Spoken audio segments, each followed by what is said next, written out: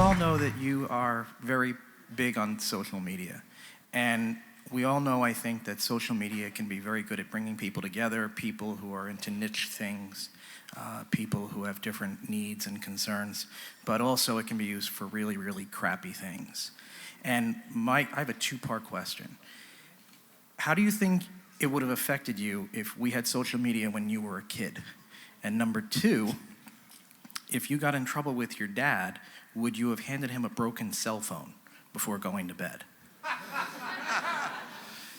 Yes, I would have gotten in trouble with my dad if I'd handed him a broken... So this is my son. I made my kids turn in their phones every night at 9:30 because no young boy should have that much access to porn.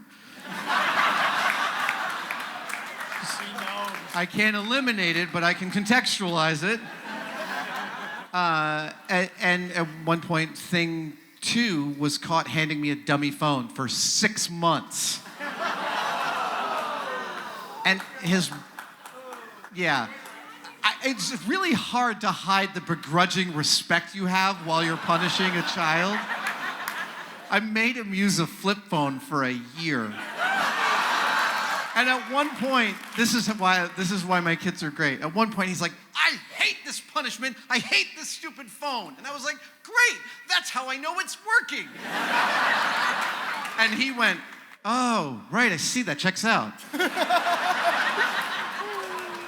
You had a first part of your question, though. Oh, social media, Jesus, I can't imagine being a teenager in middle school with social media. I mean, middle school is so much worse than high school. Yes, I'm sorry about middle school. Look, everybody is dealing with their echo chambers, the echo chambers that have been created for us by these giant behemoths who need to be broken into smaller chunks for humanity's sake, in my opinion. But the thing that we can do, the thing that I try and do is obviously, I'm very active on Twitter.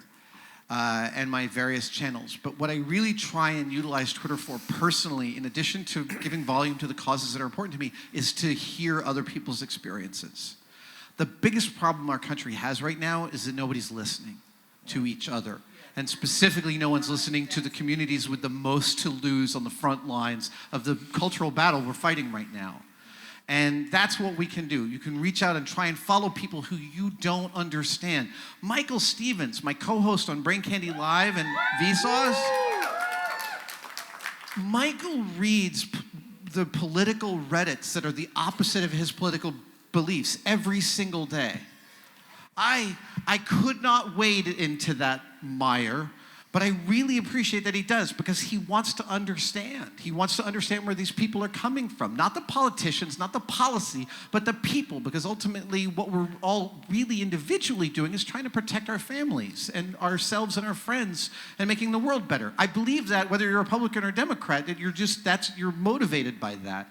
The trick is that we've all got to listen to each other. I'm not a politician, though, but thank you for that amazing question. Thank you.